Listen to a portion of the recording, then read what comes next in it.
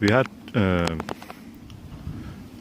11 chickens, and that chicken coop was getting too small for them.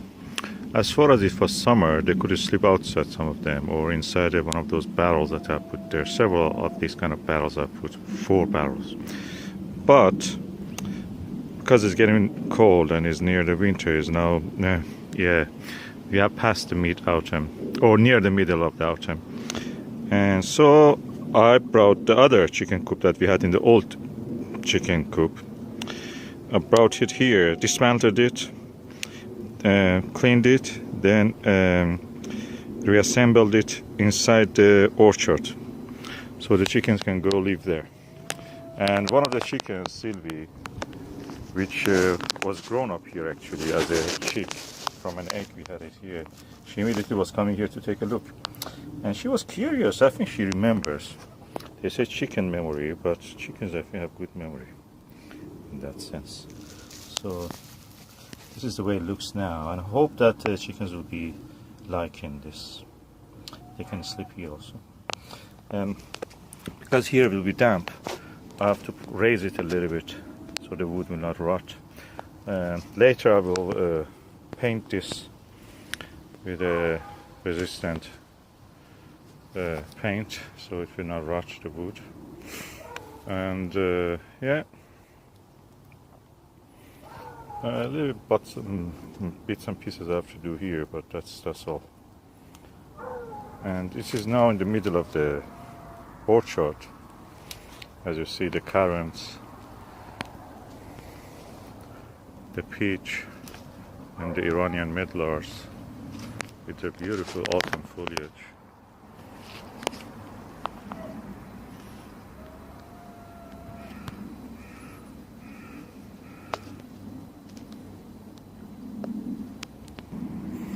and the lovely autumn colors of the blueberries.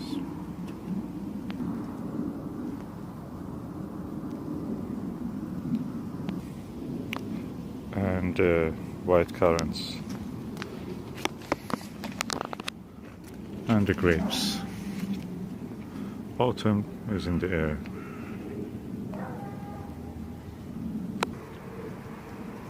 And our chicken coops are ready for the cold season.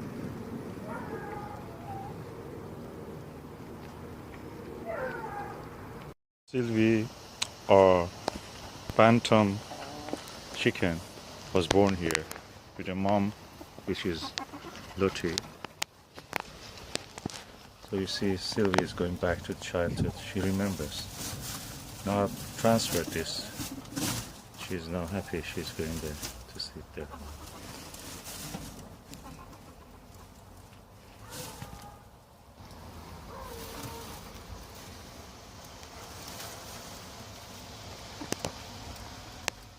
Sylvie is recognizing his birthplace. And this is her mom with a new chick that was born this year. She has brought the new baby. Sylvie is the Lottie is the mother. She's this one at the center. The black speckled one is the new chick.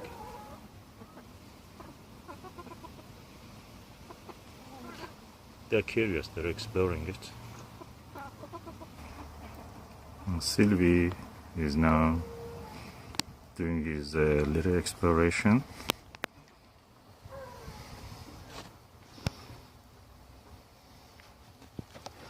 Chickens are very curious animals and quite intelligent. Look at them, how they encourage us to take care of them. By their cute look, laying eggs and all these things. Of course we have done it, but at the same time we are helping them to reproduce and spread their genome.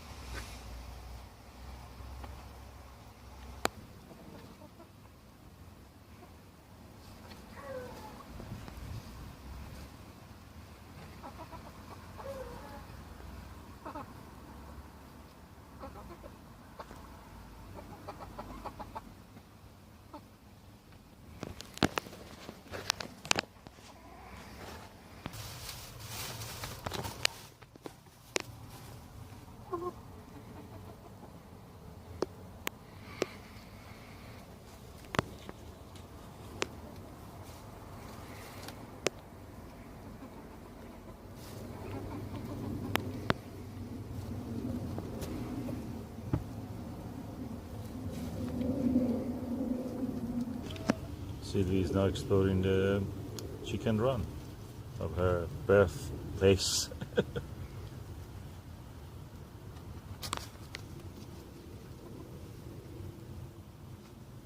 Rick Van Man, before abandoning his allotment, did something like this that we have in our allotment site. Practically these hinged raised beds with manure and compost inside them, partly covered, and some of them double raised beds, so they will provide deeper rooting area for things like carrots. And of course we know that this works, so we are seeing it. Unfortunately Rick Van Man gave up on his allotment, but here we have several good examples of it. 1, 2, 3, 6, 9, 12, 15. Here we have a 19 raised bed, 22, 25, 28, 31, 34. 34 raised bed, Rick Van Man style. And of course 2 more raised beds are in that corner, which is 35, 37. So good example of the Rickmansworth advertisement campaign. When Rickmansworth does something, because he looks genuine more than for example, Sean James Cameron's allotment advertisement channel, people will follow that. Don't know what is in that. Sean James Cameron makes good videos because this is his job. but he is not convincing. He looks like a extorter or somebody who milks companies. But Rick Clark or Richard Clark or Rick Van Man looks convincing enough. So probably I should title this video Rick Van Man vs Sean James Cameron, the advertisement challenge. It has worked in this case. I've not seen anybody do what Sean James Cameron has done. The delights of having a blueberry is the autumn colors of them. As the weather gets colder, the chlorophyll in the leaves dies gradually, and what is left is the starch and a little bit of the cellulose, and that's the color they get. The enzymes also cause this change of color.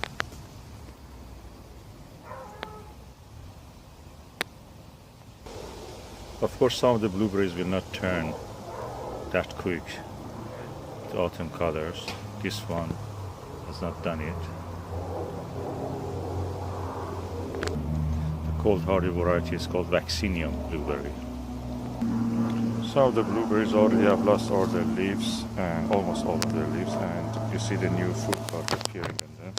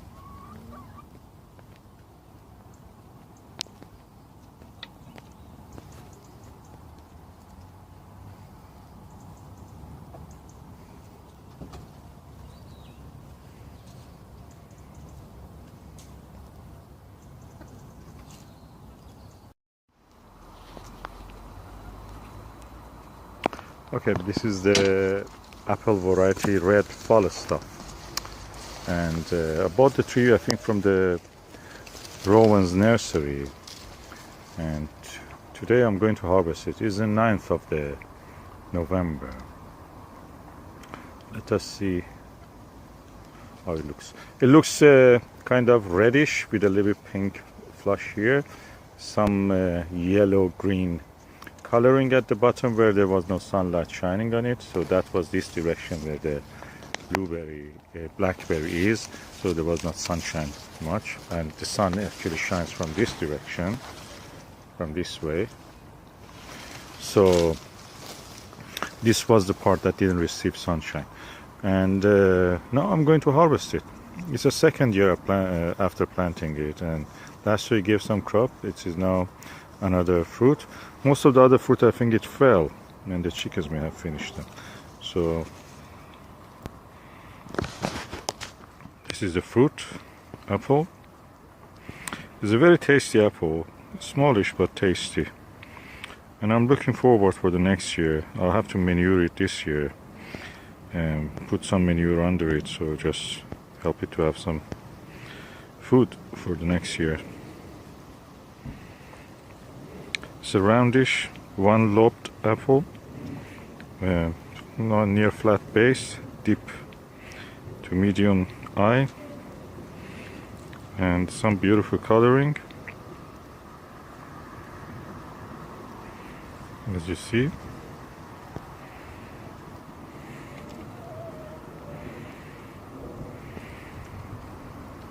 And as the name suggests, red Falstaff apple.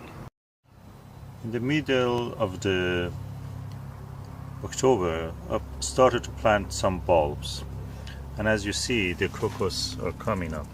I tried to grow them in the pots actually this year because I wanted to take them to home. But as you see, I have a lot more to plant, and a lot more to plant. So I have to catch up with all this later. There are more bulbs there, and there are many more bulbs I planted everywhere else. And these are the ones I can take home because they are practically portable. And as you see, the crocus is flowering.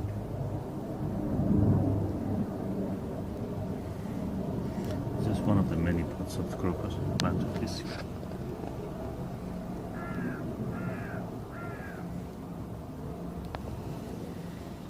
And today is the 9th of the November. It's a very cold day.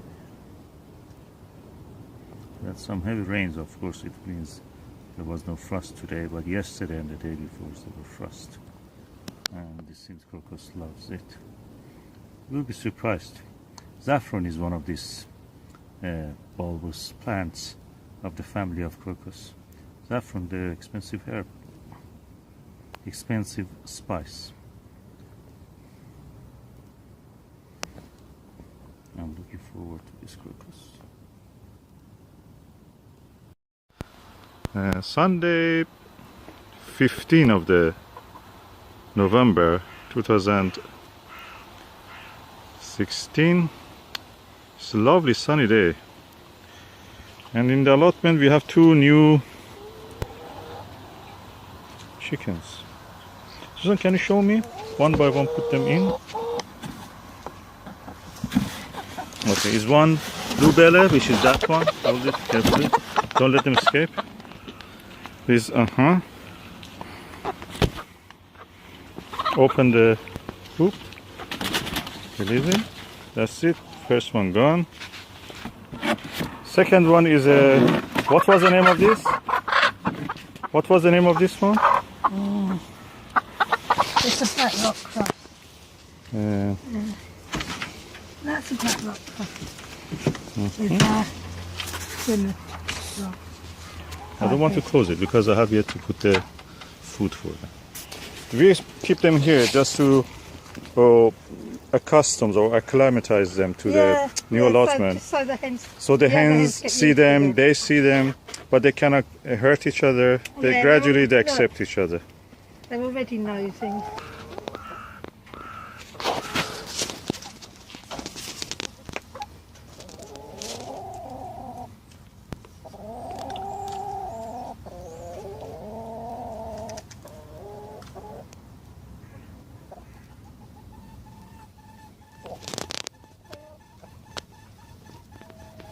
They're meeting their neighbors.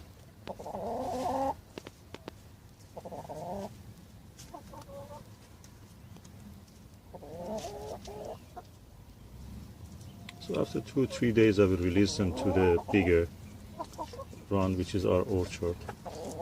Sylvie is very curious about them.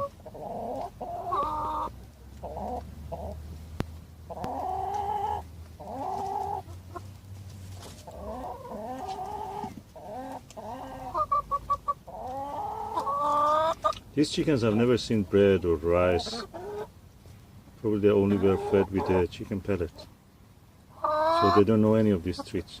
I will bring some bird seed for them. I'm hoping that the new hens will learn from our chicks and chickens by looking at them how they eat this bird seeds. I'll put a little bit bird seed here, and I see that they already have started to copy them. These are, remember, these are the chicks, 22 weeks old, which I've never seen before anything other than cage. Of course, they are not cage birds. But now they're starting to eat.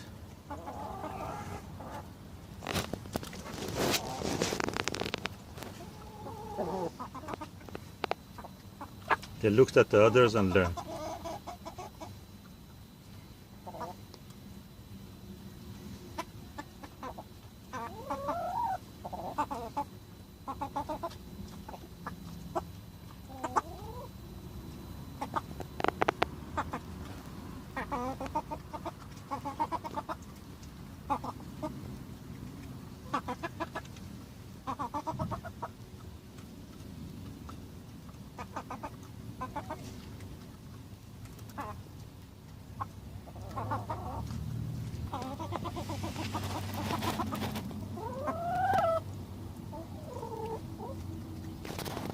So they are seeing each other, they're learning from each other by eating the same food, and they get used to each other.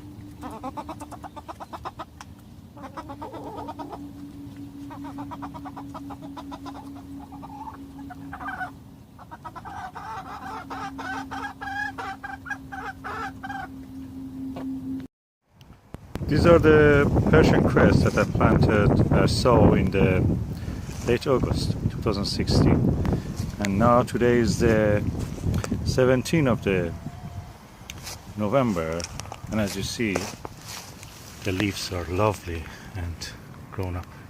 Some of them are going to seed because we had a warm autumn so far, relatively. So I'm going to cut those tops and eat them. They're very fresh, they're very juicy, lovely. And I found that actually the Persian cress, compared to the salad greens like rocket, they're actually cleaner when you take them for washing and disinfecting.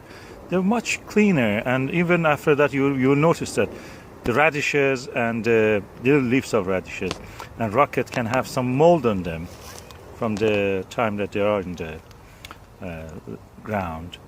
But the Persian cress doesn't have anything. Even the molds don't like to grow on it. It's such a good natural heirloom seed. I'm going to harvest a few bits. Okay, I'll harvest a few of this.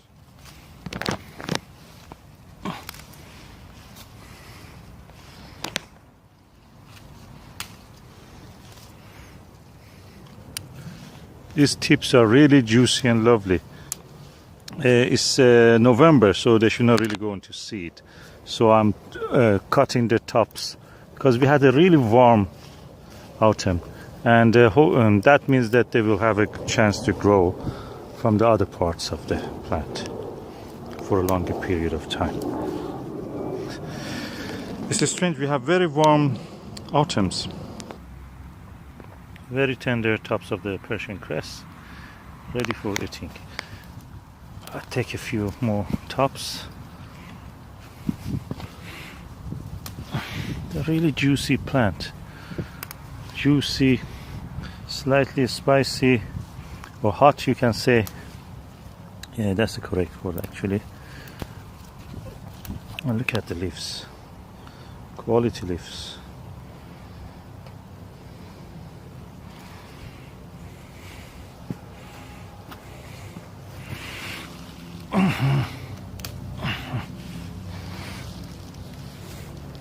I take a few of these rocket leaves.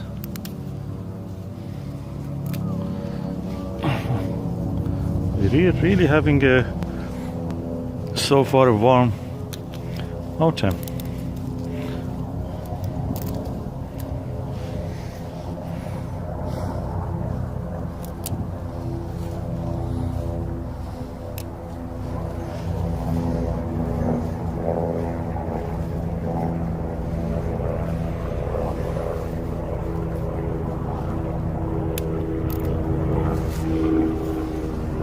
It is so warm that I planted some parsnips, and these parsnips came to good growth. It's the 25th of the November, and the strawberries, this variety, is yet in the fruit. Can I see it, please?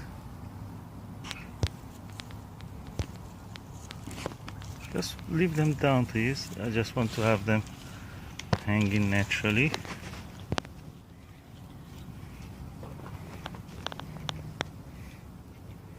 And yet there are more coming. Look at the flowers here. And yet some flowers there.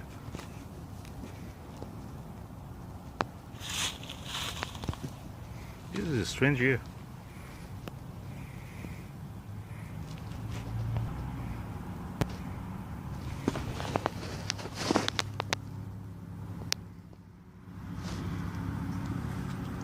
Strawberry in 25th of the November. Strawberry in the 25th of the November. What's going on with the climate? I was going to cover the Persian cress that I noticed the radishes are planted in October also are doing well. So I just harvested a few of these radishes.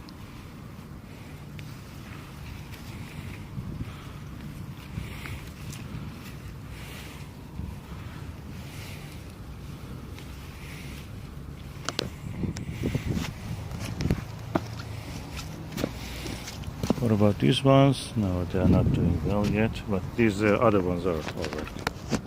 So, some radishes harvested for eating.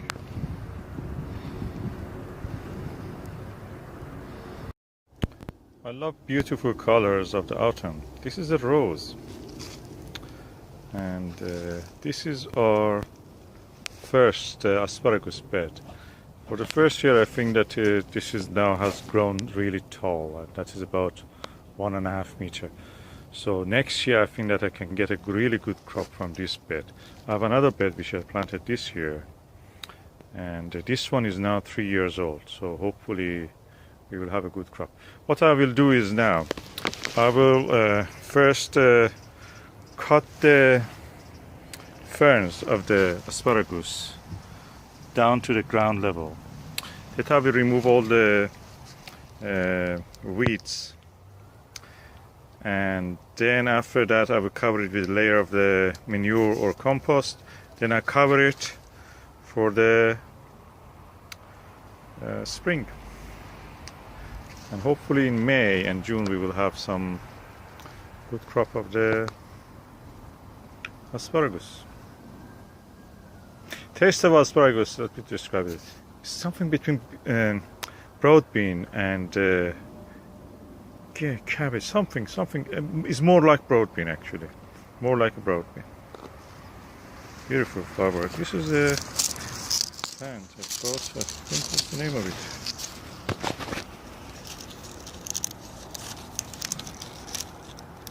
Anyway, there's a name for it. Okay, now I have cleared the asparagus bed from the weeds, and I've placed the black cardboard on top of it, and then to hold it down so the chickens and wind cannot lift it, I have placed a pallet that I had here, and hopefully that will be holding it down until the next spring.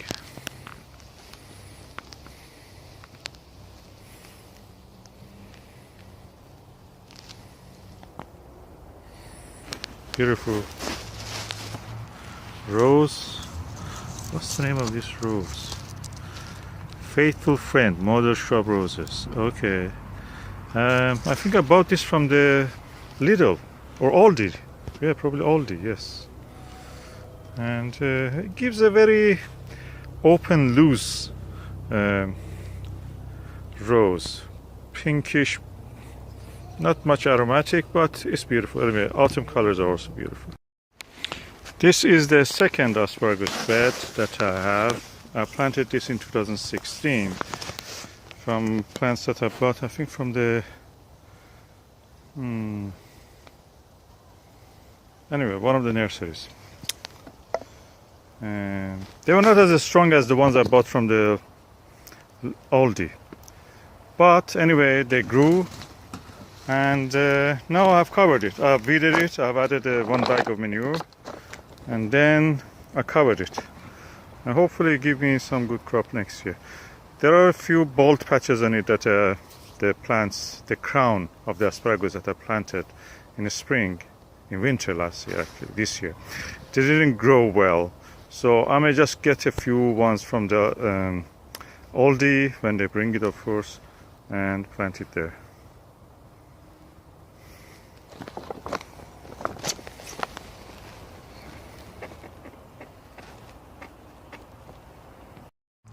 Something strange is going on. It's the 24th of the November, and these broad beans that I planted, I bought it as a plant, very cheap, and it was on a bargain, so I bought it.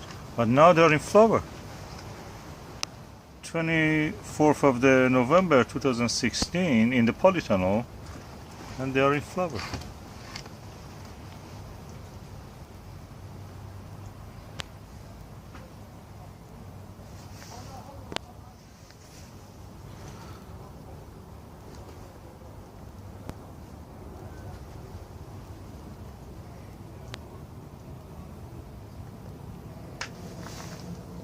What a beautiful flower.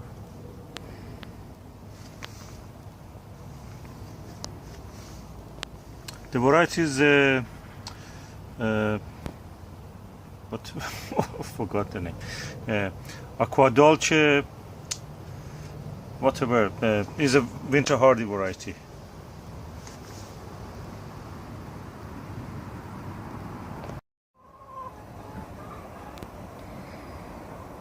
Allotment is now in the winter mood, so this topaz apple is the last apple that has some leaves yet, and other trees have lost their leaves.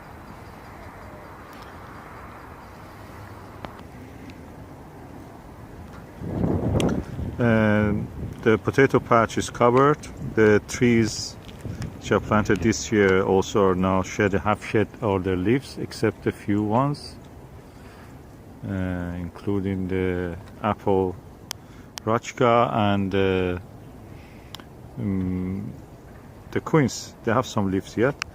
The salad greens, Persian cress and racket and mizuna and vibuna and mustard, oriental leaves, and the cabbages are yet carrying on. Cabbages and the broccolis and the sprouting broccoli, all doing that. The garlics are planted there where it is centered, empty ones, and they have not yet germinated, so we will see how they will do. This is the other patch of the Persian cress, and including some radishes which are in the center. Persian cress, as you see, the second batch of it is also doing well. The third batch of the Persian cress is there at the center, you see it, and they're doing well also. I'll put this part of the allotment on the rest. The red currant has shed its leaves underneath, and the black currant is the same. Some leaves of these rows has remained, and the asparagus bed is in the rest. The pond is almost freezing point, and the rest of the trees are here. Of course, the figs will not do anything, so I have to cut these fruits. Now going for the polytunnel.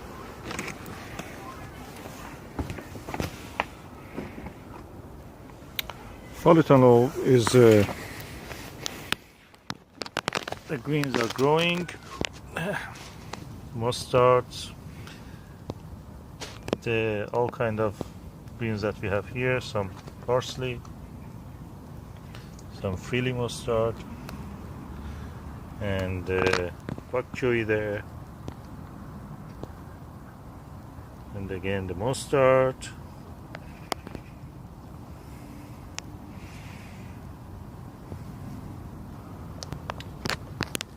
these are the spinach, not bad.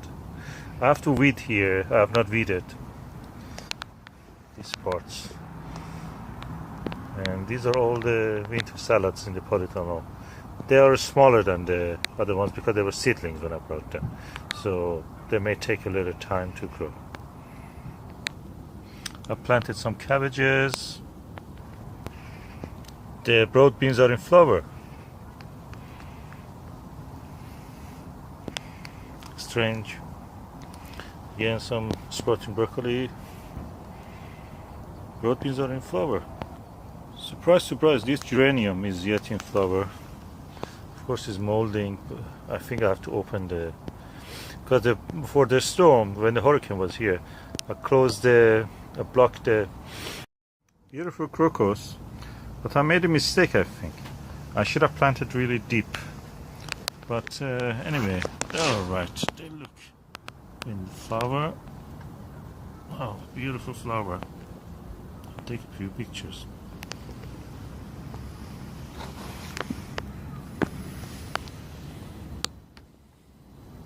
Oh, it's a good change for this time of the year.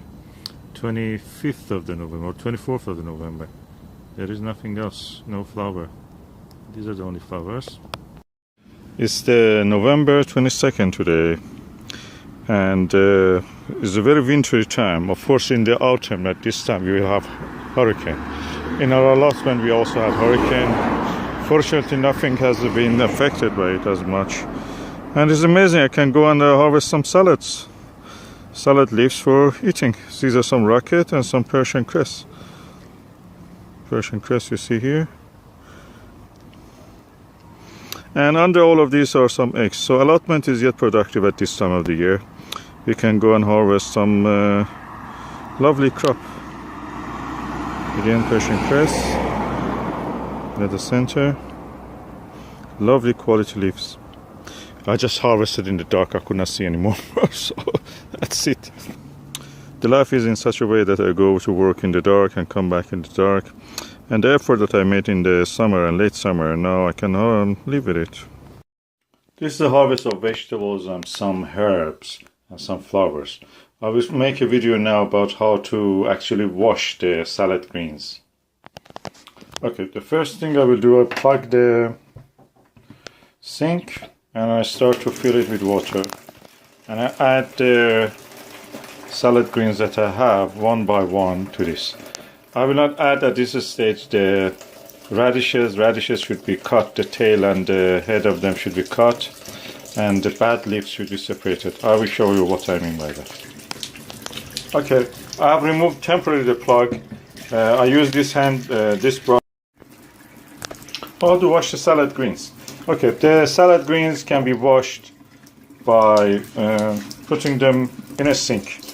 You can mix them with the radishes, but you have to remove the soil The top part, the bottom part of the radish will be cut. The leaves of it, the wood ones, can be eaten. The bad ones should be put in the compost. For washing them, you just plug the sink like that. Let the water fill it. I do it the way that my mother was teaching us, just adding a few drops of the washing up liquid.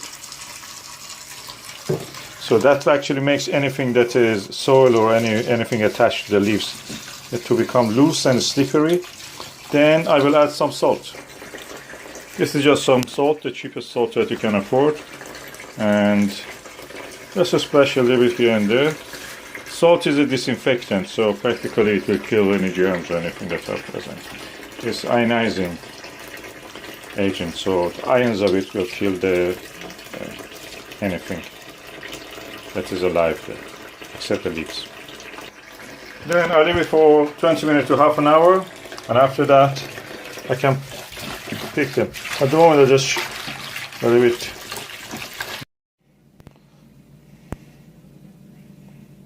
Okay, now the half an hour has passed. I remove the plug and I start to wash the leaves under the running water. That way, actually, whatever was attached and is now slippery because of the washing up liquid will be washed down and drained. I will continue to do this to the last bit, and that's where we are keeping. Okay, that's the end result. This is the salad leaves ready to be eaten.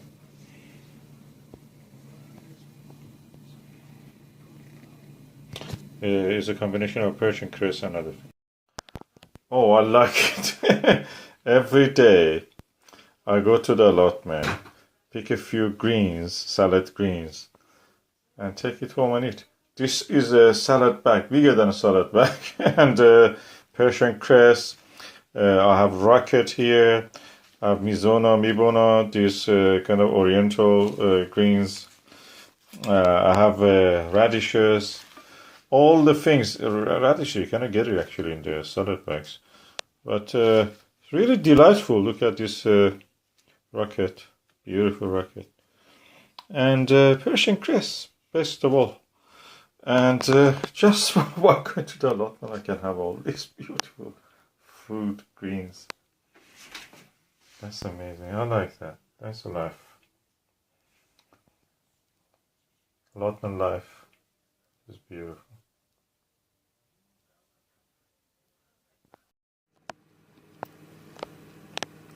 Persian cress. Today is the 24th of the November 2016. It's Thursday, and I cannot say how much I enjoy, how much I love it. Then I just can go in the dark, coming from the work, grabbing a few, handful of the salad greens from the vegetable patch, not polytunnel. Polytunnel ones are small yet. And just take it home and just wash it and eat. That's such a joy. That's such a beautiful thing. And okay, this is the Persian cress, as you see. Very good leaves and very quality leaves. I want to show you an example of the other kind of greens that I grow, like this oriental leaf, Mizuna. Mizuna being attacked. This is a good example of it, but most of them are really badly attacked by the all kind of creatures. They are in the same bed, the same conditions, nothing changed for them, but yet they are not as good as this Persian cress. And I'm going now to taste one, just to describe how it tastes. Okay, this is a typical leaf of a Persian cress. And I'll now taste it. The first thing you notice is that it's juicy. It's not dry. Then a nice, deep, spicy, hot taste comes to your mouth. It's deep. And then it fades and the taste of the green, you can feel it. When I compare it with something like Mizuna, which I taste now,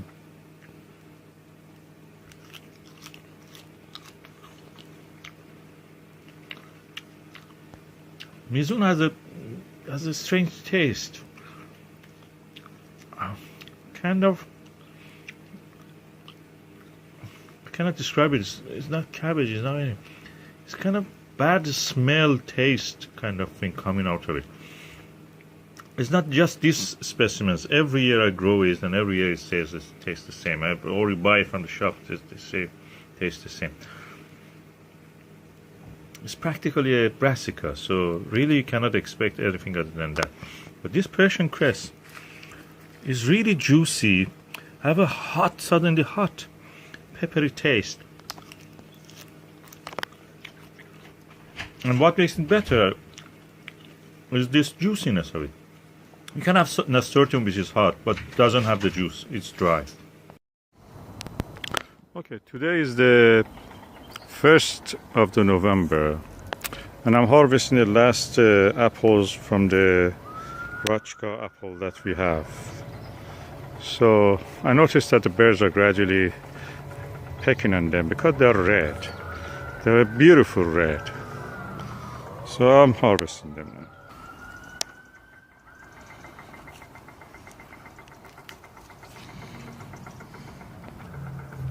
I learned harvesting, cutting from the tree like that, from Julia, the wife of the Stephen Hayes, Dr. Stephen Hayes.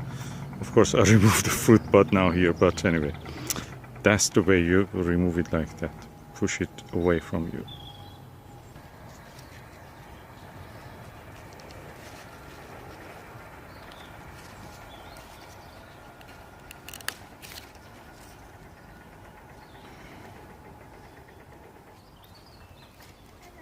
Hello. Thank you very much. How are you?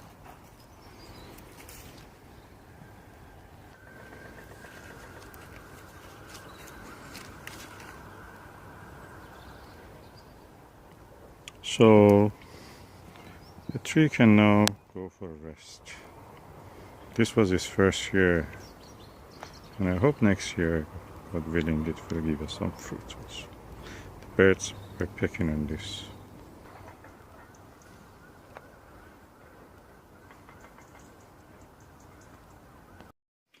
Okay, these are the last of the apple variety named Rachka or Raika. I bought the tree from the keeper's nursery and I planted in the February of 2016. And the first year it gave about 25 fruits. And I just saw today that the birds are pecking on it. And one of them was actually more damaged, so I just cut that bit, and that's just to show you the flesh color. It's kind of greenish yellow now. The 1st of November 2016 now it is. And 6 of the fruits were there yet, beside this one which was damaged. I harvested them. And if I want to arrange them in order of size, they go like this. Of course they had more than that, 25 fruits I harvested from them. Description of it is that is a kind of roundish apple. One lobe is a little bit bigger than the other, one side, in the specimens that I have, in almost all of them. It has a very beautiful metallic color, red, and with some green and yellow flush. A little bit russeted in this one. And if I want to taste it, which I will do,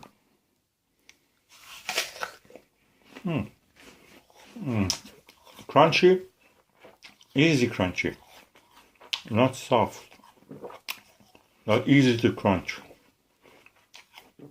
fresh, sweet, slightly acid, very tasty I must say, very refreshing.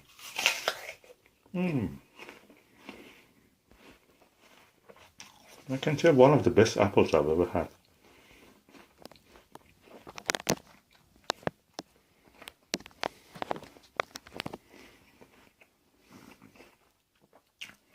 So,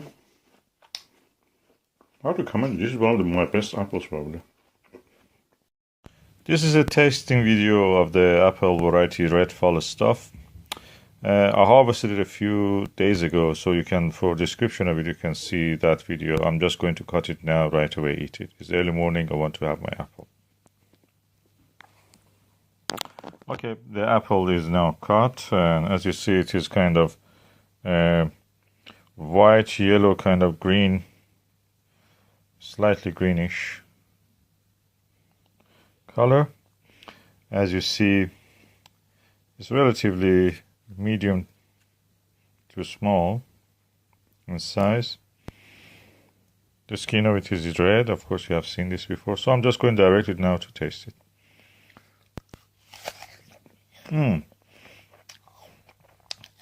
Crunchy, mostly sweet, very slightly acidic. It's a pleasant apple, completely edible.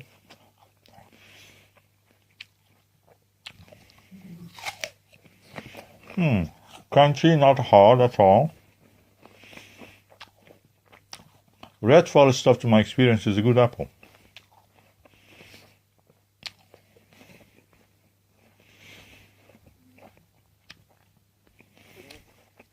Not as good as the Raika or Rachka,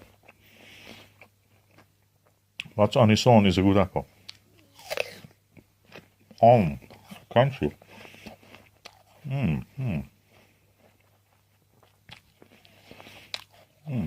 Yummy. And kind of dryish, not much juice in it. This sample is not very juicy. Was it last year juicy? I have to refer to my videos, you can look at that.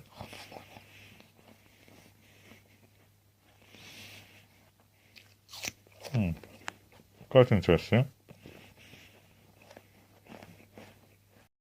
Okay, Grandiola, passion fruit anyway. It's very sweet. Kind of sweet, gummy, a little bit aftertaste of gum. Oh, the seeds are actually very brittle. You can just easily crunch your teeth on them. And it's lovely and sweet. Such an elegant taste. Oh, I like this fruit. I may go and buy a few more. Make a smoothie with ice cream. Although it is winter, I mean near the winter, it's end of the autumn, 24th of the or 25th of the November. Oh, such a lovely, nicely smelling and tasting, sweet tasting and elegant tasting fruit. Oh, I like that. Sweet, very, very slightly, if you think about it, very slightly, a little bit like a perfume taste. No acid. I think this is a perfect time to eat it. That's the way it looks inside of it. Oh, it is really lovely.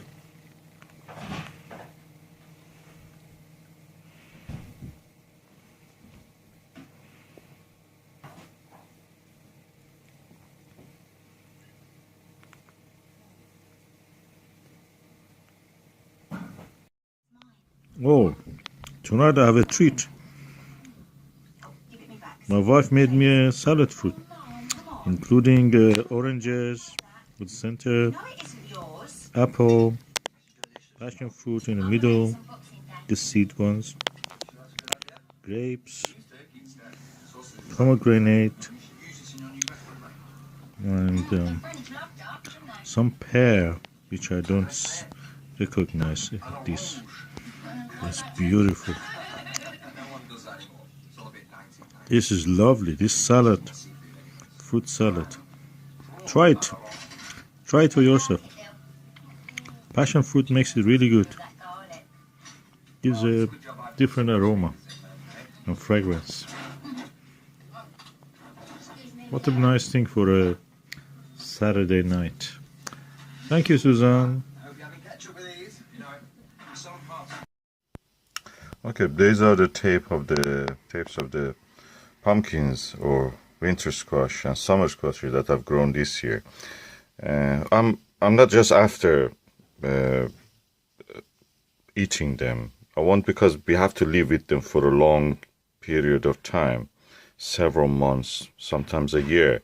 This one is from last year. Is a Turk turban, and is now November 4th, and yet it is here. We can use it. It's absolutely healthy and edible. So I'm going for kind of pumpkins and summer squashes that have a beauty beside being edible. This is a summer squash, scallop varieties. As you can see, they look different. They're kind of decorative, and we have it in the windowsill for curing and storage. They look beautiful. Also, these ones. This is a winter squash, of course. This is summer squash, and all these kind of butternut squashes. We have used several of them already. I grow them because they are edible. At the same time, they're beautiful. Look at this little one, beautiful. Look at this crown prince, beautiful. And this is the harvest of our pumpkins and summer squashes for this year. This one can be used like courgette. Tastes like that also, but has a very hardy skin that can last long.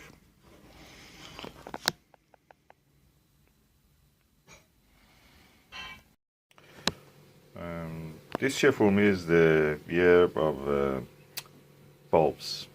Usually I do this in the allotment, but I thought this year I will do for home, or even if I grow in allotment, I'll bring it here just to enjoy some flowers in the winter. So I bought this bulb, Amaryllis Episterum, from the Lidl, and so it's a very quite large bulb, but it came with everything that it needs, including the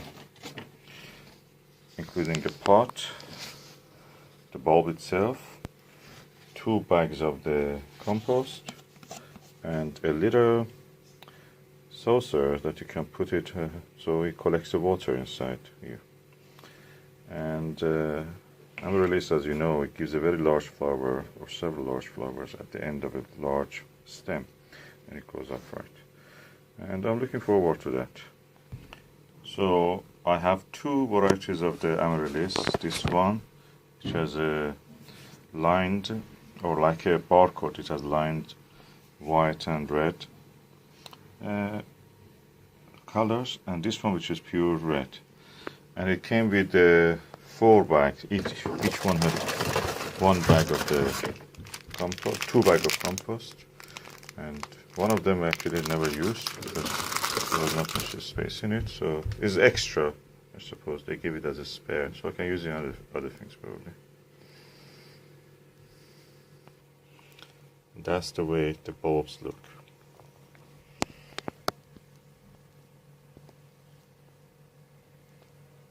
And this one. And now I'll go to water. Right then. And I'm watering the Amaryllis. Serve it around.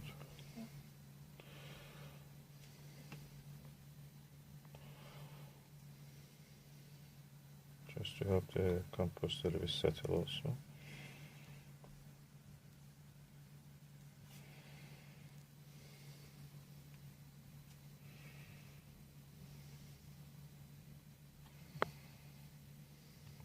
And looking forward that they start to grow. They already have done some of the growth,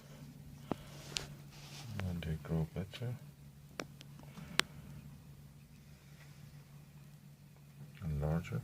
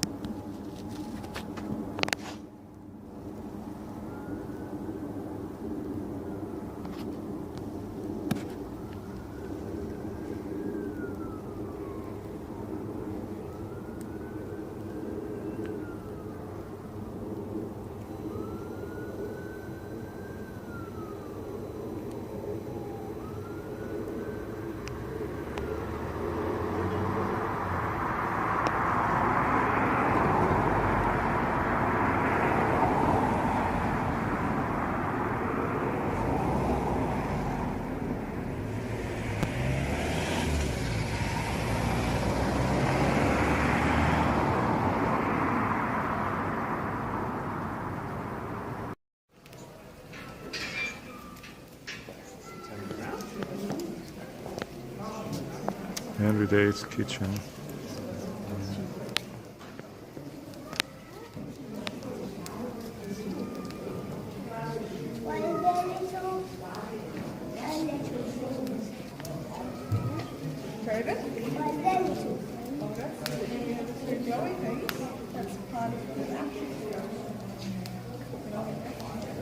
The ones that are down there, it's called a ash.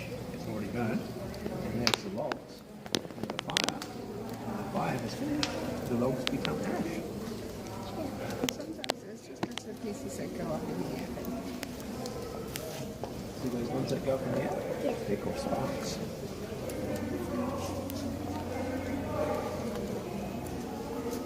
Oh, Ben, this is nice and warm. Tasty one, Ben. Ben, tasty one.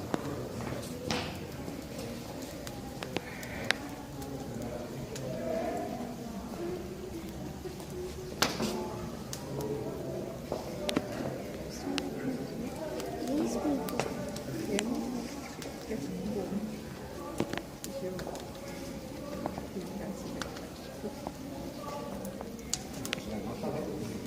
How does this stay on? You put more logs on. When the logs turn into ash, then you can put more logs on, don't you? See these logs? You can get one from here. there's lots more of that.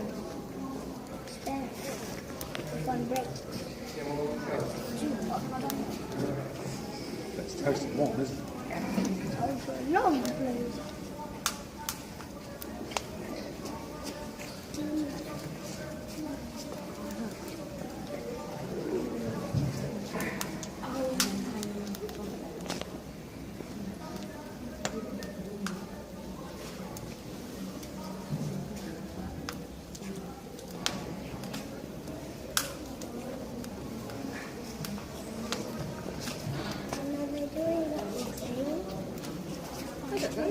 Daddy, when did they do the cooking?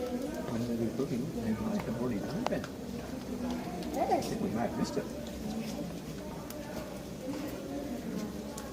Why do they leave it on? To make it nice and warm. Can you take a picture of it? So all the people would walk around. Yeah. They come in here and they say, oh, this is tasty warm. Can you now write that? Can you now write that? Where do we go? Yeah. Shall we go and find your sandwich? Yeah, that one was the